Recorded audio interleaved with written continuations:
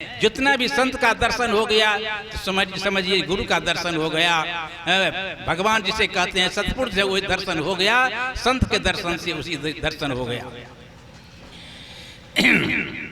तो ऐसा साखी को हम जीवन में उतार लें तो समझिए हमारा असली भक्ति भजन हो गया।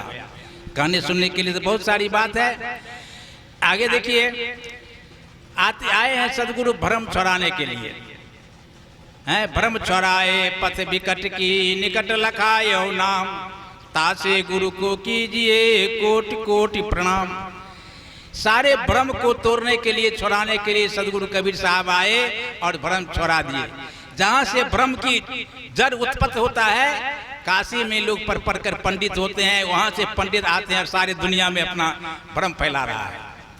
कबीर साहब का उद्देश्य यही था, एक कारण था काशी माने का, जड़ को ही उखाड़ दे, भ्रम का जड़ को ही उखाड़ दे। तो भ्रम को वही तोड़ दे, सारे पंडितों को भ्रम को तोड़ दिया जाए तो भ्रम नहीं फैलेगा। लेकिन कबीर साहब तो भ्रम तोड़ने का रास्ता बहुत बता दिए, लेकिन हम लोग उसको पकड़ नहीं रहे हैं, फिर भी हम उसी भ्रम में लगे हुए हैं। तो आइए कैसा कैसा भ्रम है, एक दो भ्रम का चर्चा में कहते हैं। हमारे कबीरपंथी समाज के माता बहन लोग ज्यादा भ्रमित है। पूजा भी भक्ति भी महिला में है, माता बहन में, और भ्रम भी उस सबसे ज्यादा महिला में भी है। अब जैसे आज गत महीना में बीता है, जेठ महीना, एक बरसात दिन होता है जिसे बट सावित्री कहती है। बट सावित्री में अहिबाती औरत जाते हैं बौर के गाछ को पूजा करने के लिए। यहाँ जाते हो कि नहीं जाते हो नहीं जानेंगे हम, लेकिन हम देखते हैं जहाँ तहाँ और गाँव से हमारे इलाके में लोग बट सावित्री के दिन जहाँ बौर का गाछ मिलेगा, गांव से जितनी दूर पर जंगल में जहाँ, वहाँ जाकर के उसको धूप अगरबत्ती दिखाता है, एक पीला डोरा को लपेटता है, उसमें आरती करता है और पंखा भी जलता है। क्यों ऐसा किया जाता है? इसका करने का क्या उद्देश्य है? हमारे समझ में जो जानकारी बात है, पंडितों के द्वारा ऐसा बताया गया है कि आज के दिन में जो बौर के गाछ को पूजा करेगा, उसका जो पति है, बौर है घर में, उसका आयु बढ़ जाएगा। शायद यही कारण, और दूसरा भी कारण हो, लेकिन यही जानकारी मुझे है कि इसी कारण पूजा करती है महिला लोग। हमारे पति का आयु बढ़ जाएगा, इस गाछ को पूजा करेंगे तो बताइए। बात है कौन दूसरे गाछ का नहीं, कहता है बौर का गाछ का पूजा करें। अरे उसका नाम बौर है, बौर असली कौन है? जिसके साथ शादी हुआ है उन बौर है। आपका बर कौन है? जिसके साथ शादी हुआ है। तो बौर का पूजा करना है, न कि बौर गाछ का नहीं। तो बौर तो घर में है। अगर बौर का पूजा हम अपने पति की पूजा नित्य दिन करें, उनकी धूप आरती बंदगी चरणामृत प्रसादी सेवा, उनकी आज्ञाकारी, उसका आयु बढ़ेगा ही, कोई रोक नहीं सकता है। अगर नहीं ये पूजा नहीं करके हम गाछ का पूजा करते रहेंगे, इधर घर में सास ननद में झगड़ा, सास पुतों में झगड़ा, देवर भाभी में झगड़ा, पति पत्नी में झगड़ा होता रहेगा, तो उस घर में कलह होगा। कलह से उस घर के गार्जियन के पति को अशांति होगा, उसको बीमार पड़ेगा, टेंशन में रहेगा। आयु घटेगा कि बढ़ेगा? आयु हम घटा रहे हैं, हम बढ़ाने के लिए पूजा गाछ का कर रहे हैं। यही तो, इससे बड़ा भ्रम क्या है? इससे बड़ा अज्ञानता क्या है?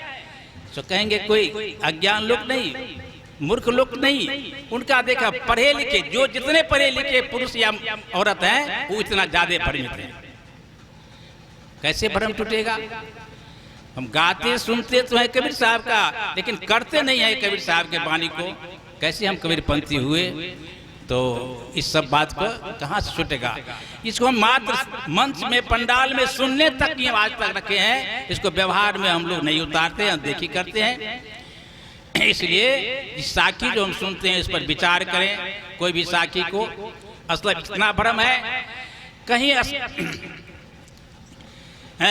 किसी का नकल बदल गया, माता पिता भाई बहन कोई भी हो, उसको हम संस्कार में जाते हैं तो हमारा समाज महिला पुरुष क्या करती है, तो माला उतार कर घर में रख देते हैं। कहते हैं श्मशान में गया तो छुआ गया, छूत हो गया है, और फिर दूसरा माला लेंगे। जैसे आप कपड़ा छुआ गया, देह छुआ गया, नहाता है सुनाता है, माला भी छुआ गया। घर में बच्चा जन्म लेता है, अगर उसमें जो बैठते हैं कहते सोरी में ई भी छूत हो गया, वहां भी माला हटा लेती है। इससे बड़ा कोई भ्रम है? जिस माला में इतना शक्ति है जो अशुद्ध को शुद्ध कर देता है, पापी को पावन बना देता है, वही माले छुआ जाता है। इतना कमजोर माला है? ये माला नहीं छुआता है। आपका मन में ऐसा भ्रम बैठ गया है जो हम छुआ गए, हमारा सामान भी छुआ गया, घर भी छुआ गया है। इस सारी कल तक माता पिता था, हमारा भाई बंधु था, पुत्र था, आज वो चले गए, उसका नकल रह गया तो छुआ गया।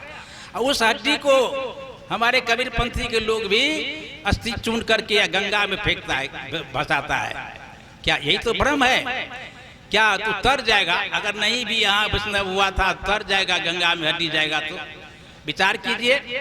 साधारण सी उदाहरण है, आपके घर में यदा कदा कभी देखे होंगे अगत पछुत में सांप अपनी कचुअल छोड़कर चला जाता है नहीं? ऐसा आप लोग देखे होंगे, सभी देखे होंगे।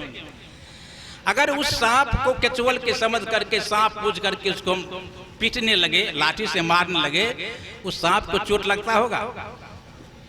सांप को, केचुआ को अगर हम मारे तो सांप को चोट लगता होगा देह में कि नहीं लगता होगा? विचार करें। अगर नहीं लगता होगा, क्यों? उसका ये खोल है, इसका जो असली शरीर निकल के चला गया है, वो खोला छूट गया है, उसको लोग मारता है। क्या हो जाएगा? या उसको दूध लावा खिलाओ, क्या उसके मुंह में जाएगा? यही तो बात है। यहाँ जो हमारे माता पिता थे, वो जो बोल रहे थे यहाँ निकल कर चला गया, उनका ये खोला छूट गया है शरीर हार चाम का, और उसको हम गंगा में भेज रहे हैं। क्या उसको मिलेगा वो गंगा का लाभ, जाने वाले को? ये कितना बड़ा भ्रम है। अब से कहिए ये लोग कोई मूर्ख लोग करता है, बड़े बड़े बुद्धिमान लोग यही काम कर रहा है। किसको कहा जाए? कहते हैं दूसरा साखी है कबीर साहब का, इसी पर कहे हैं, सकलो दुर्मति दूर करू, अच्छा जीवन बनाओ, काग गबन गति छाड़ के हंस गबन चलियाओ। कहते हैं इसमें 4 बातें आया है। पहला बात है सकलो दुर्मति दूर करूं। कहते हैं जितना भी दुर्मति आपके अंदर में घुसा हुआ है सबको हटा दो। दुर्मति को, दुर्बुद्धि को, दुर्व्यवहार को, दुर्भावना को सब मिटा दो, हटा दो अंदर से। तब क्या होगा? अच्छा जीवन बनाओ, जीवन को अच्छा बना लो। और आगे क्या कहते हैं? काग गबन गति छाड़ के हंस गबन चलियाओ। बहुत सारे पक्षी है, क्यों नहीं चर्चा किए? कागे का नाम क्यों लिए? काग का उदाहरण क्यों दिए? हंस का ही, हंस भी पक्षी है, हंस का उदाहरण क्यों दिए साहब? काग गबन गति छोड़ के। काग क्या उदाहरण क्या है? काग की चाल, काग की रहनी, काग की जो भाषा है, काग की जो खान पीन है, ऐसा हम मनुष्य अपना लिए हैं। इसलिए कहते हैं मानव तू कागा बन गया है, कागा है, सर्वाहारी है, इसलिए कागा मत करो, काग का भाषा मत रखो। कोई पक्षी आवे तो उसको लोग हटाता है, लेकिन ये कागा आकर बैठ जाता है तो कहता हटाओ हटाओ हटाओ, ये कागा, उसको मारो फैलाओ। क्यों? उसका भाषा खराब हो जाता है। क्या कुछ लेता है? कहते कागा का को धन हरे, कोयल का को दे, मीठी बोली सुनाए को बस अपने को कर ले। कुछ देता लेता नहीं है, फिर भी उसका भाषा अच्छा नहीं लोग को बुझाता है, उड़ा देता है। कहते ऐसे भाषा जो मानव में है इसको दूर करो। कागा क्या है? सारा पक्षी 3 प्रकार का होता है, एक मांसाहारी, शाकाहारी, एक सर्वाहारी। सर्वाहारी पक्षी कागा है, इसलिए कागा का उदाहरण। मानव भी सर्वाहारी बन गया है। मानव सर्वाहारी है नहीं, मानव शुद्ध शाकाहारी जन्म लेता है तो माँ का दूध पीता है। लेकिन हम लोग यहाँ माँ बाप या कोई भाई जबरदस्ती मुंह में ठूस ठूस कर खिलाता है, मांसाहारी बना दिया, अब छुटता नहीं है। तो कहते हैं ये जो चाल पकड़ लिया है कागा का, सो खत्म करो। क्या करो? तो हंस बन जाओ, हंस गबन चल जाओ। कागा से हंस बन जाओ। हंस का क्या है खाना पीना? तो हंस मोती खाता है, हंस से दूध पानी मिला रहता है तो पानी को छाट देता है, दूध का जो तत्व है सो ले लेता है। ऐसे चलो जो दूसरे प्रमाण में है, नीर छीर के करे निबेरा, कहें कबीर सोई जन मेरा। कहते हैं कबीर साहब जो वह मेरा होता हो सकता है जो नीर चीर मान दूध और पानी को अलग कर दे, दूध पानी को अलग करना हंस कर दे। उदाहरण है मानव को कहते हैं अरे झूठ साँच, गलत सही, झूठ को हटा दो, निकाल दो, सत्य को ग्रहण करो। यही विकार जो है अंदर में, इसको हटा लो और जो सार वस्तु है उसको ग्रहण करो। गुण को ग्रहण करो, अवगुण को हटा दो। तो अवगुण जो मानव में है, हमारे कबीर पंथी के युवक समाज है, जन्म से वैष्णव है, जन्मजात, लेकिन माला नहीं पहनते हैं। है वैष्णव, ठीक है, सब कुछ ठीक है, लेकिन माला पहनने में या शर्म होता है, लज्जा होती है। माला के बदले कांच का कोई पहन लेगा, कोई चक्री पहनेगा, कोई महादेव का लॉकेट पहनेगा, कोई हनुमान जी का पहन लेता है, लेकिन कंठी पहनना दुर्भाव बुझाता है। क्यों? अब जाएगा समाज में, पढ़े लिखे समाज में, कहेगा क्या ही काठ बांध लिया है, उसको बुझाता है ठीक है, नहीं ना ठीक नहीं, इसलिए नहीं बनाता, ऐसा शर्म लगता है। कबीर पंथी के बच्चे को, आगे आने वाले वंश को कबीर पंथी कहते शर्म हो जाता है। लोग बुझाता है, बड़े आदमी में जाएंगे, नेता बुढ़वा कहते कबीर पंथी बना है। कबीर पंथी तो छोटा लोग बनता है, मुसहर चमार दुसाद बनता है, उन लोगों का पंथ है, तुम खाए बन गए। इस सब डर से हमारे युवक, हमारे परिवार के लोग भी कंठी नहीं पहनता है। विचार कर, उसको जवाब देने का शक्ति नहीं है, सत्संगी भी सुनता है क्या? कंठी क्यों पहनना जरूरी है? आप कांच का या सोना का या चांदी का जो सिक्कर पहने हुए हैं उसको लो, सोना को चांदी को, कांच का जो है ये कंठी, दोनों को पानी में डाल दो, बाल्टी ने पानी में, क्या होगा? क्या डूबेगा, क्या लगेगा? कांच का कंठी नहीं डूबेगा, सोना चांदी हीरा मोती जवाहरात सब डूब जाएगा। क्या मतलब? इसका उद्देश्य है, संकेत देख रहा है, इसी तरह भव सागर पार होने में ये काठ का कंठी सहायता करेगा। इसके बाद सहारे तैर कर पार हो जाएगा और ये ले डूबेगा, वो लेकर डूब जाएगा, इससे से नहीं पार लगेगा। तो हमारे नवयुवक भाई ऐसे करें। दूसरी बात, कोई कहते हैं कि हमारा उम्र नहीं है अभी वैष्णव होने का, गुरु अभी कर क्यों कर गए, उम्र नहीं हुआ है सत्संग सुनने का। उम्र क्या है? तो नाच देख, अभी 2 रोज से नाच हो रहा है कृष्ण का पूजा में, तो नाच देखने में हजारों हजार भीड़ होगा, लेकिन 3 रोज से यहाँ सत्संग है, कोई भीड़ भड़का नहीं था, मात्र यहाँ के परिवार के लोग के सिवा एक भी आदमी नहीं था आज 2 रोज से। आज कुछ बड़ा है जो बाहर के लोग निमंत्रण में आए हैं, क्यों नहीं था? तमाशा देखने गया था। तमाशा का अर्थ बुझिए, हमारे पढ़े लिखे नौजवान जो बड़े बड़े बुजुर्ग हैं, तमाशा का क्या मतलब होता है?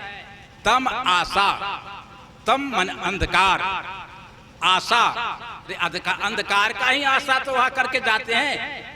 तम आशा, अंधकार को आशा में हम लोग इतना परेशान है, डूबे जाते हैं, रात भर खड़े होकर के नाच देकर आए होंगे, वहां बैठने का व्यवस्था नहीं है, लेकिन फिर भी उसमें आनंद है।